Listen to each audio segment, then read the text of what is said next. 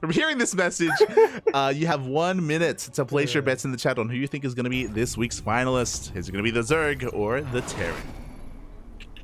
We shall find out as we kick things off over here on Ancient Cistern. On the top right-hand corner of the map, spawning all the way in the top right-hand corner, we of course have our red Zerg player coming out from the land of Korea. He's going to be representing Dragon Kai Z Gaming, DKG. We have Dark.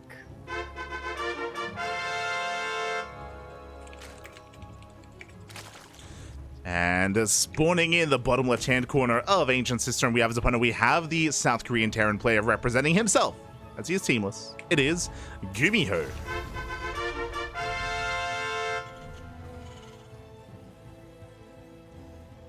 Yeah, any prospective team owners in the chat, you're looking for some talent to get picked up. GuMiho wouldn't be a bad pick. I mean, you know, he's here in the semis for a reason. Yeah, he took down Classic for a reason as well. GuMiho is an amazingly powerful player, very unique, very stylistic as well. Definitely a worthy addition to your roster, but we'll see how he does here against someone of the likes of Dark. I do think historically Dark has a bit of a more favored result against GuMiho, but they can go toe-to-toe with each other. They can go back and forth. They really, really can. It's pretty much dependent on who is in form at the day itself and who is not in form. Yeah, exactly. Or can be dependent on that. That's what I'm... Look. Exactly, and yeah, for the time being, we have some pretty standard openers here on Ancient Cistern. Interesting veto process as well, despite it being a best of 3. A larger map like Ancient has been let through the veto process, and it will be our first map. Yeah, pretty popular today. Usually, it's not that we see Ancient Cistern veto too much, but usually we do see it as a second map or even an ace match map, rather than coming out right off the gate. Yeah, exactly. So we'll see how this all does unfold. The first Reaper gets across the map, is going to be dancing here with the units of Dark. He wants a drone kill, and it looks like he will not get it. Drone was way too quick to be turned into a spore crawler. Oh, exactly, as we do have GuMiho looking to maybe force out some more units. 6 Lings to begin with here, but that is typically how Dark does things. Does overmake Lings from time to time, and his Lings are going to be bypassing this Reaper going across the map.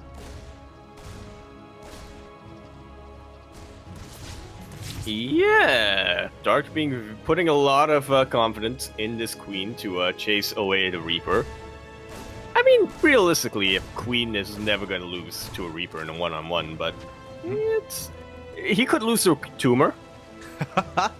He definitely could, as back at home, what does GuMiho have to work with? He's got a Marine on the high ground, thankfully. If it was on the low ground, it could have been surrounded. The boys are being pulled. The Lings are forcing a lot of lost mining time. Yeah, it's very rare that I say this, but GuMiho went a little bit greedy in the early game. Unfortunate bit of pathing over there will mean that this Hellion takes a lot of damage. It's still alive, so it can still get stuff done later down the line, but yeah, considering how early we are in this game and how low the economy is, repairing that Hellion will cut into the build order a little bit. The build order of GuMiho a little bit. Thankfully, he does keep the Hellion alive, as you were saying, and back at home, Dark is just going to get saturated, or fully saturated here on these 3 bases.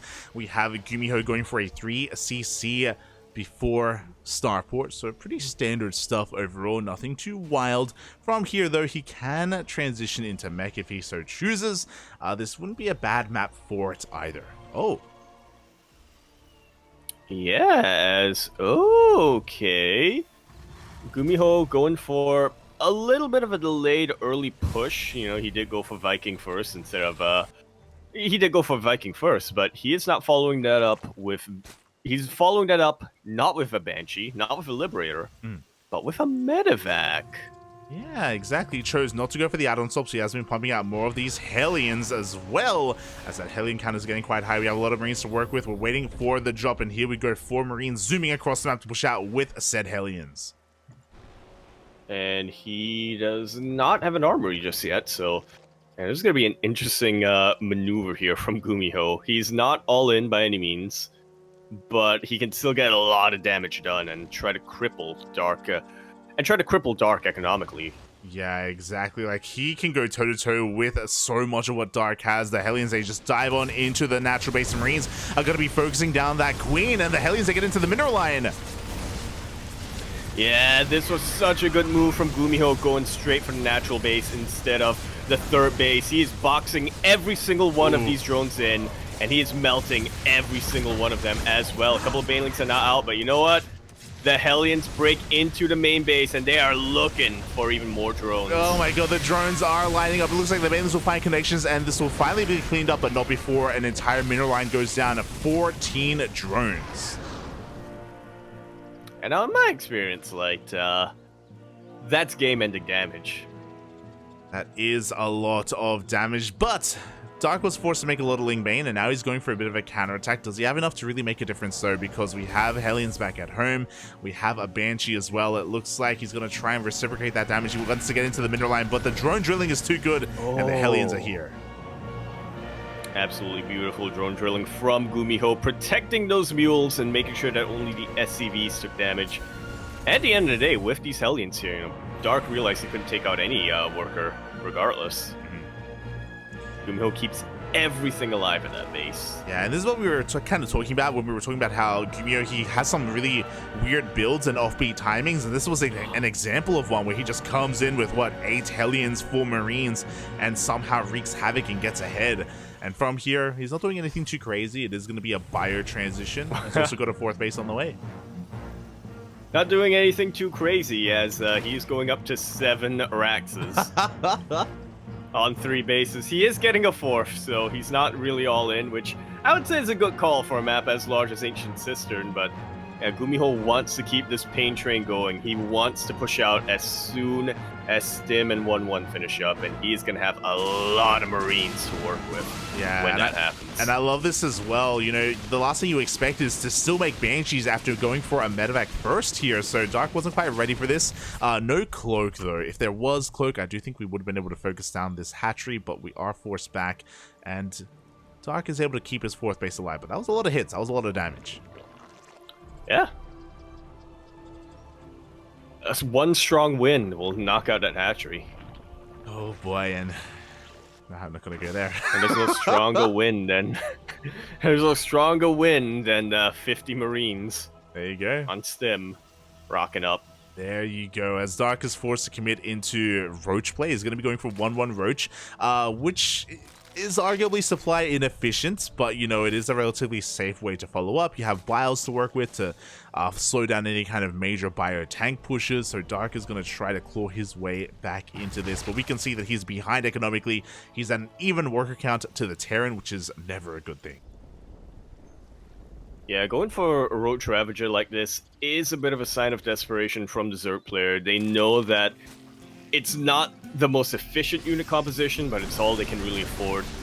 If this was any other player, I would 100% expect them to just kind of get rolled over, but this is Dark we're talking about, and this is the unit that he thrives on. Yeah, exactly. Roach Ravager literally just mono battles and somehow wins. Yeah, Roach Ravager is his bread and butter. Behind this, we're going into Infestors to keep ourselves alive. Instead of relying on Banelings, Bungles are going to be a splash damage of choice. The army is going to be forced back. The Roach Ravager getting a lot of these Hellbat kills. Yeah, GuMiho was expecting a lot more Ling Bane here. So he does have to switch gears a little bit. He's focusing... okay, still building a lot of Widowmines still.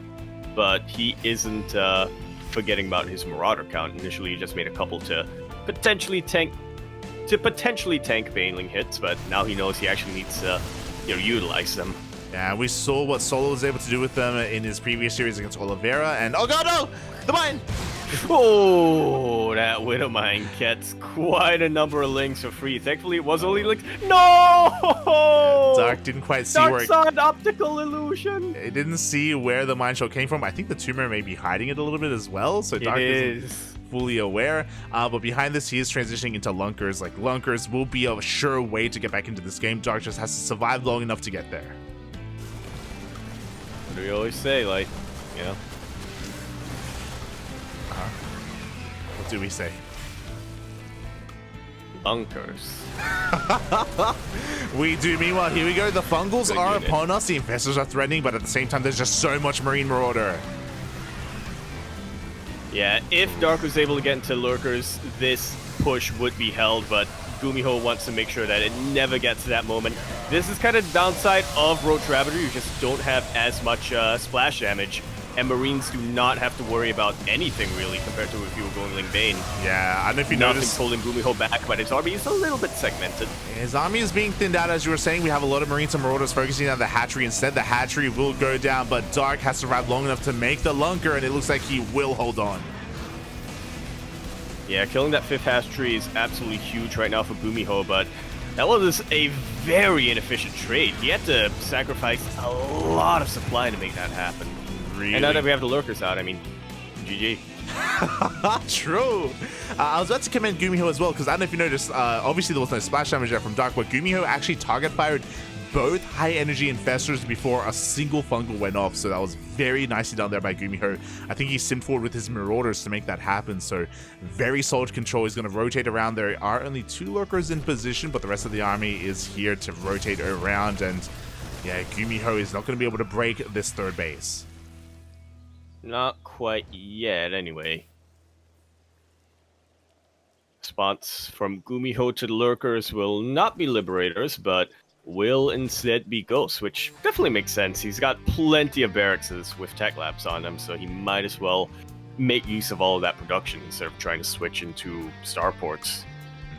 Yeah, exactly. The Ghost production is going to be upon us. 3-3 on the horizon as well. We can see GuMiho setting up 2 attacking forces, and this would-be 4th base is looking a little bit exposed. We do have a preemptive scan. It does get an eye on the Lurkers, but GuMiho once again does get forced back. He's going to be threatening a drop into the main base, but the Queens are waiting for him. Dark was so scared about something like this happening. He actually set this up a long time beforehand. Just knowing how vulnerable that position is on Ancient Cistern, and now it's paying off. Now all those Spore Calls and whatnot are paying off. GuMiho is maxed out, by the way, as Dark is still struggling a little bit on that front. Yeah, GuMiho maxed out at 200 supply. Dark down 30 supply right now. And Dark is just turtling up as hard as he can. He's throwing down Spines, Spore Crawlers, more Lurkers. He's just stuck at home until he himself maxes out, and then he can look to take a 5th. But for now, he's contained, and GuMiho is doing a great job at capitalizing on that. He's expanding and taking almost every single one of his bases. Oof. Yeah, might as well. He doesn't want to throw away his lead. He doesn't want to throw away his lead just like that, you know. When you have Lurkers on the map, you cannot afford to risk anything as a Terran player. Yeah, and he's being a little bit greedy. He does have a planetary towards the south, but his northern 5th base is actually an orbital, so gonna be a little bit vulnerable to harass. You need those scans when you're up against Lurkers. True, I would like it to be a planetary fortress too. Yeah, you're not wrong. You need that energy. Yeah, we don't have any spare CCs or orbitals to help deal with that. Meanwhile, we have a double drop into the main base. The army is going to rotate around. We have plenty of Hydras to deal with this. Looks like the army is going to be cleaned up at the same time. GuMiho wants to try to dive on top of these Lurkers, but he just can't. I've only now realized that Dark is still on 1-1. Compared to GuMiho, who is on 3-3 and now starting to work on vehicle weapons. Yeah. GuMiho is being so patient right now. He knows that if he stims into a choke point, his army's just going to get shredded by these Lurkers. Yeah. So he's just containing Dark on 4 bases as long as possible. Yeah, and soon Dark, he no longer wants to be contained. He tried to double expand and both drones just died to mines. But I don't know if you saw, we have a Nidus. We do have a Nidus Worm being set up, so Dark, his defensive army can soon be an offensive army if he does find an opportunity for a Nidus Worm. I was also about to bring up that this is classic Dark, by the way. Whether it's against Zerg or Protoss or even Terran, as we see, if he ever gets behind, and if he's ever like on the brink of death, he's so willing to turtle up like this. Like Spines, Spores, Lurkers at every base. This is him being like, okay, you made me go to the late game. Like, this is happening. Look what you made me do. I didn't want this to happen. The viewers didn't want this to happen, but you know what? You made this happen. It's happening. That's what we're doing now, yeah? Yeah, so he's slowly pushing forward, slowly taking a 5th. He's going to slowly take a 4th base as well. And he's going to be looking to trade as efficiently as possible. And this is not an active style, but it's a style that Dark is very well versed at in every single matchup in ZvZ and ZvP and ZvT. He's willing to go mass lurker like this, soon to be mixing in some spell caches as well. I mean, he's already got those infestors for those fungals. But will he survive the nuke, as Dark did look like he was trying to bait his GuMiho looked like he was trying to bait Dark's army a little bit, and but Dark of course does not take that bait. Nice little concave here for GuMiho, but it's just so much damage. Look at all these lurkers. Oh, so many Marines that just went down in the blink of an eye. To be fair, you could argue that we want to get rid of the Marines, and there we go. We have more tanks and more ghosts. This is what we have to be a little bit critical here of GuMiho. So his response to mass lurker is ghost tank. No liberators at all. So it's going to be a bit of a slower army. His GuMiho is going to be less mobile than Dark now. Yeah, which is funny considering Dark was the player who was going for a more turtle style of all these lurkers. Yeah, now the lurkers are laying siege upon the southern base of GuMiho. He was very out of position. Planetary's under threat. We do have a Nida set up to retreat and get the hell out of here if things get a little bit too scary. Nice CMPs being thrown down, blocking the energy of most of these infestors. They do stay alive though right at the end there, and so Dark takes a fairly decent trade. Definitely, he does give himself breathing room, and now Dark is double expanding. Like, the goal here is for Dark to take a 5th base. He desperately needs to get another base, otherwise he's just going to run out of money. And it looks like he has been able to force GuMiho back long enough to establish these hatcheries. Yeah, Dark was aiming to kill that base of GuMiho towards the south. He was just looking for some breathing room and just looking for an opening for him to expand like that. He is still going to get quite a bit of damage down here, though.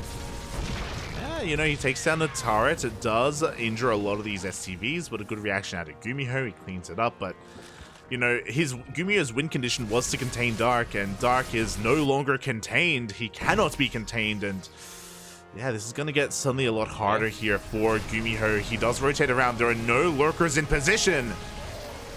It's breaking through. And GuMiho is starting to break through a little bit. Dark decides it is way too late to try to turn around. He is going to go for quite a bit of a base trade. Huge, massive EMPs land on top of every single infestor.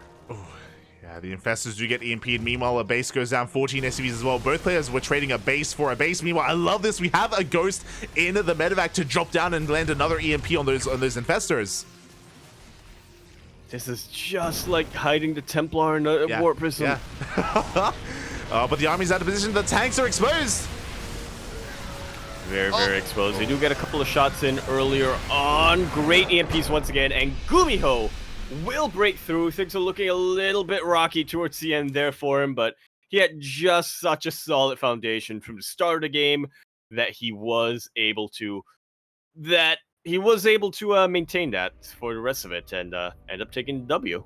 GG, well played. That was also a very awful fight for Dark. Like, he was pushing up a ramp into all those tanks, and he had no lings. It was actually just basically pure lurker infestor, and welling up a ramp like that just does not work out for him. He just rammed into a wall of Terran, and he lost everything. GG, well played to GuMiho. He's able to, as you were saying, maintain his lead, take the game, and now he's up 1-0 in this series. Yeah, in this best of 3 series, one more victory here, and he moves on to the finals. Oh boy. Yeah, exactly. We'll see if he can pull that off. Dark again having a really rough start to the game. If you recall, it all occurred when Dark lost the mineral line to the Hellions, and then he just had to turtle on up. Yep. But even Dark's turtle style was not enough to overcome GuMiho. Damn. Yeah. I mean, losing 14 drones at the start of the game like that, you may live, but it's still game-ending damage. The game already ended at that point. It just kept going. Yeah, exactly. Oh boy, it does keep on going, and game 2, I'm sure we're going to get a very different game, unless GuMiho gets ahead again. Oh boy. No, I think Dark's angry. Oh. I think Dark's going to initiate this time. Or take the initiative this time. Oh yeah, I'm sure he does as well. Like, it's one of those things where Dark, it's not like he likes it. Like, he doesn't enjoy playing masked lurker here, but he would just, you know, had to in that situation. It was one of his win conditions, to be fair. Yeah, unfortunately, even the lurkers weren't enough, unfortunately, in that case. But maybe this time they will, as we are jumping into Royal Blood for game number 2 of this best of 3 semifinals. Over here in the bottom left-hand corner map, starting all the way in the bottom left-hand corner, we of course have our red Zerg player coming down from the land of Korea. He's going to be representing Dragon Kaizi Gaming, DKG. Oh, we have Dark. And spawning in the top right hand. Oh, it's going for a pull first. Spawning in the top right hand corner of Royal Blood, we have the South Korean Terran player going for a bit of a Bjorn opener here with a double Rax opener for those Reapers. He's seamless, but up in the series, it is GuMiho.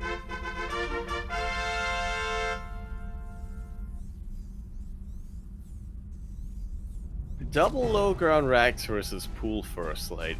What are we thinking here? Yeah, who is favored? Yeah, this is going to be interesting to say the least. So, a lot of this is going to come down to Dark's reaction upon seeing this low ground 2-Rax. For those wondering, Bjorn does this every single TVZ. You know, 2-Rax openers, he is very, very fond of it, and he has beaten Dark with it as well. And Dark, his initial response to this was roach all-ins. He would try to roach all-in Bjorn, but very quickly he realized that Bjorn, his defensive play was just too good. His reaction to roach all-ins was so solid with this 2-Rax opener on the low ground. But that's Bjorn. You know, I don't know if GuMiho is as well versed, as Dark does confirm this with his Overlord. He's fully aware of what's going on, and he is committed to that roach all-in. Well, that fast roach even. Roach war. Yeah. May have been getting it regardless, but still. 'Tis a decent way to go up against, it is a decent way to try to counter a build like this, but like you were saying, it depends a lot on how well versed your opponent is in defensive play. So, like, Bjorn will be able to deflect them a lot of time, but a player like GuMiho, I mean, he himself has admitted that, you know, a tough pill for him to swallow was realizing that he has to find out different styles because he just can't play like Bjorn. Yeah, and so far so good. Not quite as fast. Yeah, we do have a bunker on the way. GuMiho should be pre-pulling boys to protect this, but alas, even though he scouted this relatively early on, there is no tech lab. So the way that Bjorn defends this is that he does start up a tech lab immediately for Marauder production. He does start that bunker as well. He pulls boys to repair and to hold on, but the Reaper control so far has been amazing from GuMiho. He's already softened up these roaches. He hasn't lost a single Reaper just yet, but even if he's just kept contained, this is still going to be good for Dark. There we go. The boys are being pulled for those repairs. The Reapers, one of them almost goes down, but they have survived in the end. Dark is committed here with this, though, and he's going to be able to focus down these SCVs. Yeah, and here's a question, though. Did GuMiho overreact with double bunker? I mean, the SCVs are falling, but there's only 2 Ravagers left. A great grenade there on that Roach does take it out, and GuMiho has successfully defended. Dark back at home is droning up as hard as he can. Yeah, he's already got what he came for, essentially, when he went for the Roach push like this. He wasn't all in by any means. He could have if he saw an opportunity, but no opportunity ever presented itself. So yeah, he is back to droning. He is back to taking this game much more seriously, much more standardly. Yeah, and this is going to be an interesting situation. So if this was Bjorn, he probably would have gone for a 4-Rax follow-up, but we have a 2-on-1 setup here from GuMiho instead. So yeah, as a result, his follow-up is going to be a little bit later, so Dark has time to work towards speed, to get his third base up and running, and refine his army. But when the medevacs do come out, when we hit our timing with Stim, it's going to hit hard. We're actually, again, so interesting here. GuMiho delayed his marine production to deal with that initial Overlord. and he hasn't even add-on stopped appropriately. He's making one medevac at a time without a reactor. Yeah, but now that there's a free tech lab out, I wouldn't be surprised if GuMiho swaps it and goes for Banshees. And I am very surprised that that's not at all what's happening here.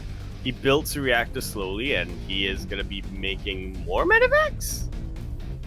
Yeah, I imagine so. I mean, he's working up towards 3 Raxes here. He's going to be going for a single medevac drop, but he does... Oh, did he actually spot the army, though? We do have Dark going for his own push. And Dark isn't turning around, by the way. He's just sending out everything he can and sending the rest of his reinforcements to deal with the drop. GuMiho now scouts this, but he salvaged the bunker a little too early. Yeah, no bunker. The stim is exposed, and I don't think stim is going to finish up. It is mere seconds away, but the biles are real. The focus fire is too good, and stim will not finish. Not for a long, long while. Yeah, likewise, we don't have a we do have a tech lab on the factory, but no supply block. GuMiho, he can't make any more tanks. He does have a tank on the high ground, and that's going to be working wonders for him defensively. But it will also contribute a little bit to friendly fire, as he's sending these workers to fight as part of the army. And behind this, Dark is going to be saturating his third base. He's going to be droning up as we speak. And Dark would be in trouble, I would say, if GuMiho had stim.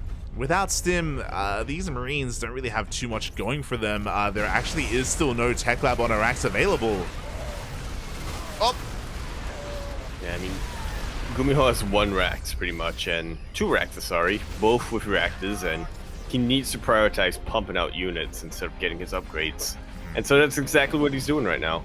Yeah, and there we go. Stim finally does start up here for GuMiho, but it is so delayed. We have a third CC on the way behind this as well, but it just now starts. Dark has a lot of freedom available to him.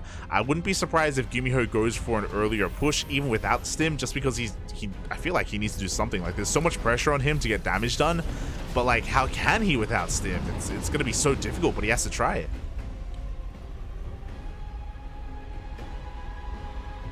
Yeah, I mean, it's his one shot at reciprocating the damage, and his one shot at putting him back in this game.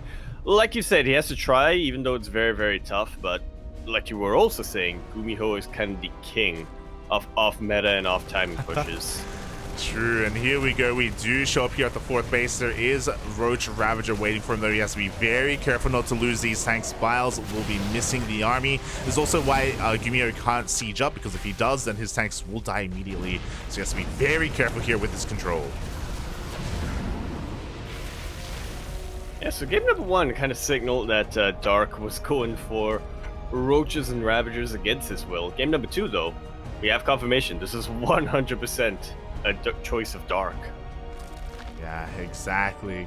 He did want to try to end the game earlier, of course, but was unable to. But we are going to be hitting a pretty strong timing with 1-1. 1-1 is on the horizon. Dark, I believe, is done droning. He's content with his worker count for the time being. Is making nothing but Roach Ravager. Meanwhile, this triple drop still at least keeping Dark busy. It's trading as well. You know, he's picking off a couple of units here and there. Just keeping Dark busy back at home. Up! Almost landing the biles on top of those medevacs, but not quite. Exactly, as GuMiho just picks up a couple of tumors here and there. Meanwhile, stim is now done, +1 as well. Combat shields is on the horizon, so GuMiho's army is getting stronger and stronger as time goes on. His third base is being taken on location as well before the orbital is even done, and he does have a second push moving out without medevacs as well. So again, a risky move, but GuMiho, he has to take these risks right now.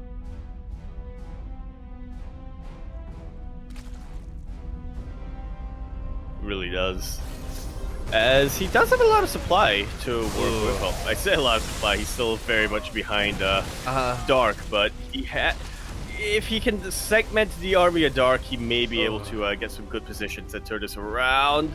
This is a really good siege location right on top of the ramp, but unfortunately it's also very far away from just about everything else. It really is, and GuMiho just threw away those 2 tanks on the right-hand side. 2 tanks going down is just, again, something that he cannot afford to lose right now. Dark is looking to max out on Roach Ravager. 1-1 is done. He's going to be sending everything towards his third base. He knows for a fact that he can end the game, and that's exactly what it looks like right now. Yeah, we have another force coming in from behind. We have plenty of Ravagers to work with. The tanks will be piled down one after the other. The Marine Army is getting on top of the Roach Ravager, to be fair. But does he have enough left over? That's a lot of stimmed, boys. Yeah, it's a lot of men with gun, and it looks like GuMiho is going to be able to force Dark back, but his tank count was basically reset. He lost 7 SCVs, and Dark is going to do it again, but this time with 2-2. This 2-2 is on the way, and he's still just building up his Roach Ravager army once again. I was wondering what would make, what would make these engagements more painful for GuMiho, and 2-2 versus, is it 1-1 or 0-0 right now? 1-1 here from GuMiho. Yeah. That'll do it. Oh, but with this run by, he's gonna be able to. Oh my god! Takes a bile to the face, but he does take down the third hatchery. Very important here, especially because Dark is pretty committed to this. Like, any kind of disruption to his production is gonna hurt him a lot. But these Marines aren't at home, and that means that the third base is exposed. Oh, like so. We do have a couple of Marines at home, but what are 3 Marines going to do against all of these Roaches and all these Ravagers, especially when they out-concave you? Yeah, exactly. There's just too much on the ground. The third base is forced to be lifted up as well. We do preserve the worker count, to be fair. And GuMiho doesn't turn around with his bio army. Bold move, but I love it. He wants to try to hit this third base once again. Oh. Is GuMiho going to pull a Solar here? He could, but Dark is maxed out. Like, GuMiho has to survive like another push. Like, he has to survive the 2-2 timing, and we'll see if he can. As the tank on the high ground is going to be going down, these Marines here on the front lines as well are struggling to clean up the Roach Ravager. Yeah, despite the stim, despite the medevacs, they are still dying. Yeah, exactly. A lot of SCVs will go down as well as the Ravagers are chased away from that location, but unfortunately it's not quite going to be enough. GG is called, and Dark will tap our series sideways 1-1. GG, well played.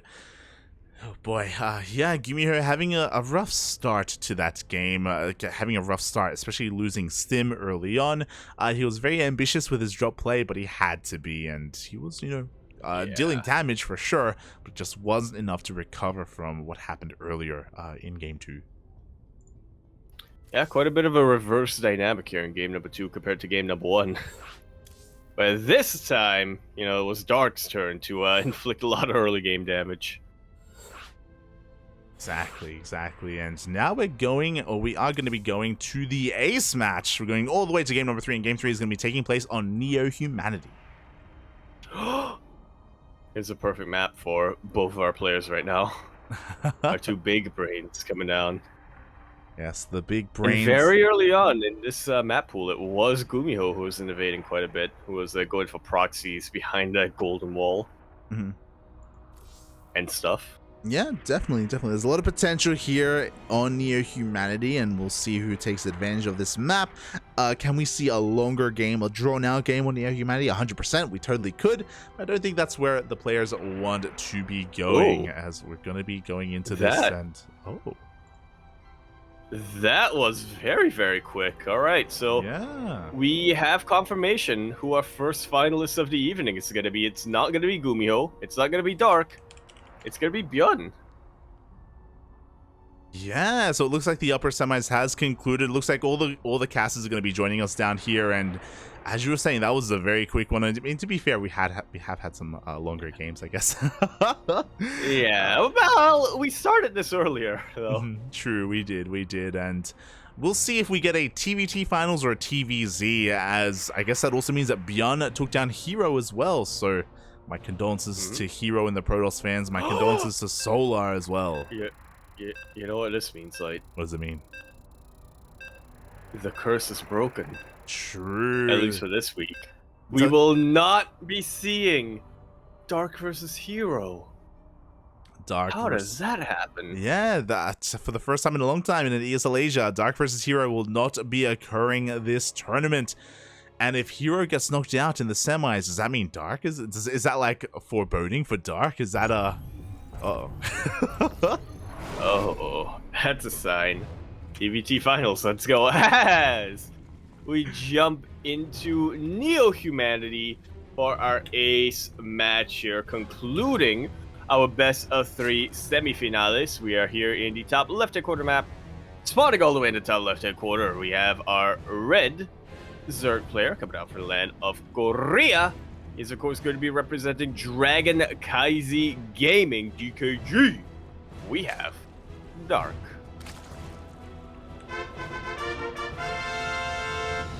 And spawning in the bottom right-hand corner of Neo-Humanity, we have his opponent. We have the South Korean Terran player representing himself.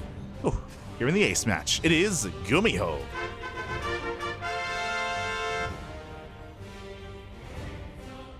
Trying to fake out a proxy. It's been a while since we've seen something like this. And very rarely do we see this in the TVZ as well, because it does mean that you're not having that wall to your main. Yeah, interesting choice here. Very interesting, as yeah, we do have GuMiho going for his racks over here on the right-hand side.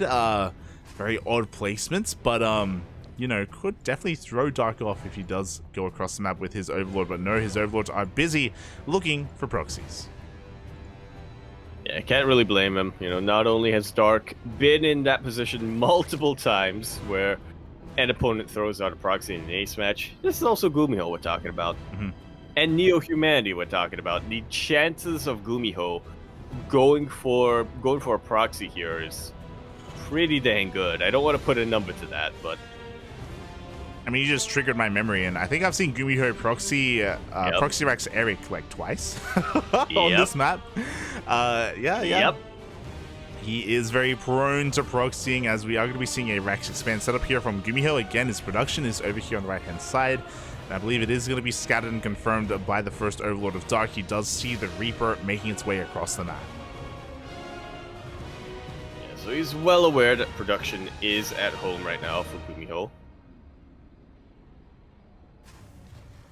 He is, and at least the initial production buildings are going to be confirmed here by Dark. Hopefully he doesn't think this is a 2-1-1, because he could believe that maybe the first racks was over here on the left-hand side, but the timing of the building should be enough for him, and there we go. The Reaper does do a bit of damage across the map. He does get 2 links.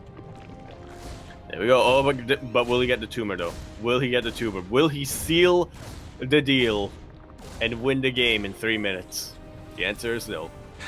He is, doesn't want to risk that with how much damage his Reaper initially took. Exactly, the tumor does survive. Across the map, we have a 1-1-1, which has been confirmed by Dark, so he knows that it is not going to be a 3cc opener, which means GuMiho is going to be quite aggressive early on. This could be leading towards Banshees, as we do have an add-on swap, and Dark will even confirm the add-on swap. That's quite a distance for Barracks to travel. Just migrating towards the south for the winter. Summer. Or it is, yeah, summer. Depending on your view. If you go really down south, though, you end up circling around, though. It's true. It's very true. And yeah, we'll see kind of what we end up with here. We do have Cloak being researched as we speak, but that Cloak may be fake. I'm really curious, as interestingly enough, GuMiho does go for a Viking first. Yeah, just clearing out the Overlords that are outside of his base. I would be very surprised as well if this was a fake out, but it isn't the worst idea. Yeah, there we go. It is a fake out. There we go. Still committing to that Banshee, though. Yeah, so like the Viking is sus, right? Like you see Stim being, we see Cloak being researched, you see a Starport, and then for a Viking to come out, which means you can't hit like the 2 Banshee timing that you usually go for, is very suspect and Dark. We'll see if he does fall for it. The likelihood of this being a cancelled Cloak is a little bit high, but I'm sure he will throw down some spores at some point.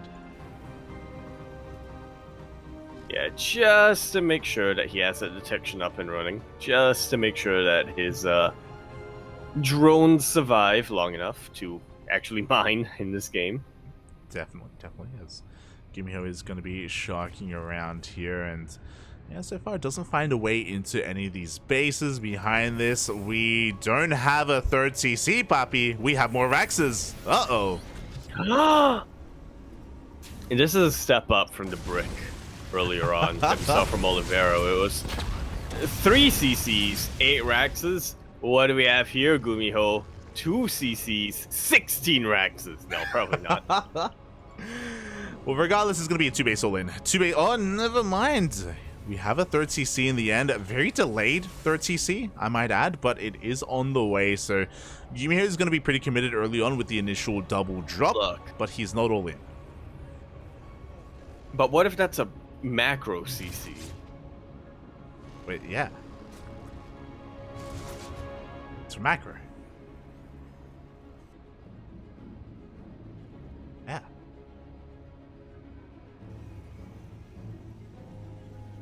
I understand what you're trying to say. It just doesn't. I was waiting for you. Doesn't make any sense though. It is from macro. It doesn't. Yeah, it doesn't. Now that I think about it, because the reason why we call it a macro hatch is because you actually need it for production. Yeah. Why don't we call it a production hatch? Now that I think about it. Regardless, here we go. Anyway, GuMiho is finishing up that third CC, and it's unlikely that he's just using it for scans or anything. He should be mining from it very, very soon. Meanwhile, this is a very good position to push into as a Terran player. Yeah, he does deny the 4th base. He does dive on in as well. He's going to be able to get quite a number of these tumors, but he won't be able to get too much done. At the same time, massive Hellion run by here runs into the Bailings. Yeah, unfortunately for GuMiho, his attention was split quite a bit. Although I do like that initially early on. Oh, these Hellions still alive. Nope, not for long. Oh. I do like that he didn't siege up the tank, though, outside the golden wall. Yeah. He knew that if he did, it would just pretty much be forfeit, so kept it on siege, picked it up, rotating around to meet the rest of his army. Yeah, and now we do have a follow-up push here with quite a lot of tanks. Again, the 3rd base was heavily delayed in favor of this push, and we're going to be pushing here with 3 tanks in total. This would be so much more dangerous if the Hellions were around, but alas, the Hellions were killed. As we saw earlier, they weren't traded efficiently, and now Dark is going to have a bit of an easier time cleaning this up. We have to wait a couple of seconds here for bailing speed. Yeah, he'll have an easier time cleaning this up, but it's still a pretty tough ask for him, There's still a lot of Marines over here, still tanks in a very fortified position. And he doesn't quite have creep spread this far out, so yeah, these Lings are going to have a pretty tough time jumping on top of the tanks, and the Banelings are going to have a little bit of a tougher time jumping onto the bio. Yeah, the hatchery does go down. Dark is getting ready for a surround as well. He is spotted by this Banshee. And as a result, GuMiho should be unsieging and getting the hell out of here. I feel like the longer he waits, the worse things are going to get, as we have a lot of Lingbane waiting for him on top of this ramp. Like so. GuMiho does leave his tanks very, very exposed, and Dark immediately pounces on top of every single one of them. A lot of his Marines will stay alive, but having his tank count reset is a much more painful loss here. I mean, at least he did kill a hatchery, which was nice. But for the most part, Dark, he is double expanding as we speak. He's taking the center base and the right-hand hatchery as well. And it looks like he will get them up and running. He's, in a way, triple expanding as we speak, to make sure he recovers his production capabilities. And yeah, GuMiho is going to keep pushing. He's looking to deny this base once again. Yeah, he's pretty much all in at this point. He has not made a worker in a very, very long time. Yeah. Even though he has repositioned his CC. I just realized that, like, initially I thought he was going for a 2-base all-in, but he did make a 3rd base, but he hasn't been saturating it. Like, he has not been making a worker at all, so he is pretty all-in. I'm telling you, it's a macro CC. True. I mean, it's a fake 3rd CC, basically, at this point, and... yeah, I mean, GuMiho, he's still looking for some damage. He finds a queen here on the right-hand side of the map. Not too bad, but he still needs more. His army supply is still quite hefty. Like, he's still got quite a large army overall, but there's not a lot of longevity with this army. There's no 2-2, there's no mining at the 3rd, there's no 4th, there's not much else. You underestimate Man with Gun. True. He's fine. He's winning. Yeah, exactly, you know? Here we go. As he does a push on forward here with only a singular tank, and oh, Dark is quick to dive on it. Yeah, not the best position to C-Sharp a tank on. As this is all going on, you know, 2-2 is about to finish up for Dark. GuMiho, I don't believe, has an armory. Yeah. So he's going to be stuck on 1-1 for a very, very long time. For the rest of this game, he's going to be stuck on 1-1. Yeah, pretty much. I mean, he does deny another hatchery here, but I mean, we saw Dark take the center base anyway, and the right-hand side. Like, he's not really hurting for a hatchery right now. GuMiho is rotating around, looking to find another angle of attack. He does have Liberators on the way, as you were saying. Yeah, he's... Oh my god, Dark has so much momentum going his way. He even surrounds these Marines. I don't know if this is the best choice, though. Ooh. It would have been the best choice if not for the rest of the Marines. Oh my god. Bailing's not a very great... Yeah, not a very great trade there. No links to really buffer for those Banelings, but hey, even that one connection there for Dark is still a victory, considering how poor GuMiho is right now, and he's gonna be even poorer. Yeah, I worry for Dark because he's forcing GuMiho all in, but he was already all in, and Dark is wasting. Yeah. He's wasting a lot of Ling Bane in this harass, and GuMiho doesn't care. Look at the army supply. He's ahead. Instead, army supply is pushing on through. He's looking to end the game. And he is about to, one way or the other. Got a really nice Baneling connection. There are plenty of Banelings behind all of this. Only one tank, but this is such a good choke point to utilize them on. Yeah. Fortunately, the upgrades are a little bit too good for Dark. I say that. The upgrades are a little bit too good for Dark. GG is called, and Dark will be taking that series 2-1.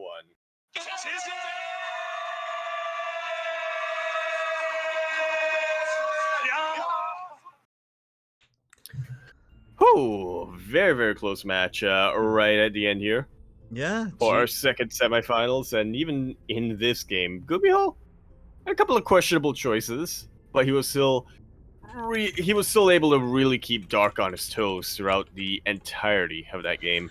Yeah, that was a really weird two-base all-in from GuMiho. For him to invest into the third base, but so late. Like, it almost feels like he wanted to fake out his opponent by building the third, but because it was so late anyway, like, it was... Like, who are we fooling here? Yeah. The casters, apparently. So... Yeah, he just kind of had that base. I think he was just transferring workers over there as he was running out of mineral patches, essentially, just to keep the all-in going. So I think that was the purpose of that third. But, would it not be better to just float the CC over? Maybe. Or float the main base CC over?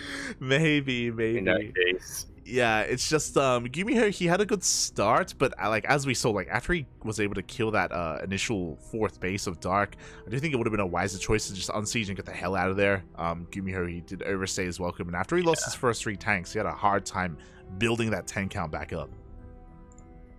Yeah, I do think GuMiho wasn't quite as committed as he should have been on a map like Neo Humanity. We saw how powerful an all-in Marine tank all-ins can really be on this map when we saw Oliveira versus Ragnarok. You know, once you get a little bit of momentum, it doesn't take much to just keep it going. But GuMiho, unfortunately, was it kind of got into his own head a little bit, I think. Kind of thought, okay, well, I could go for an all-in, or I could get this third base. Okay, I'm getting this third base, but you know what? I have a little bit of momentum, so maybe I don't need to saturate my base. But at that point, it's just a waste of money.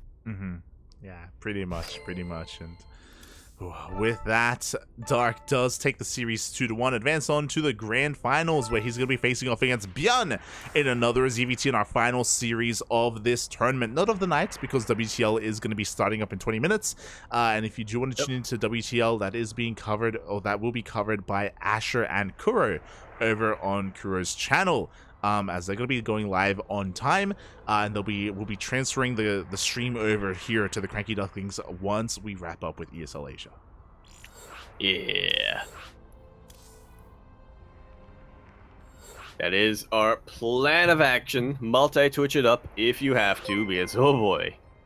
You're not gonna want to miss this grand finals, and you're not gonna want to miss today's matches of WTL.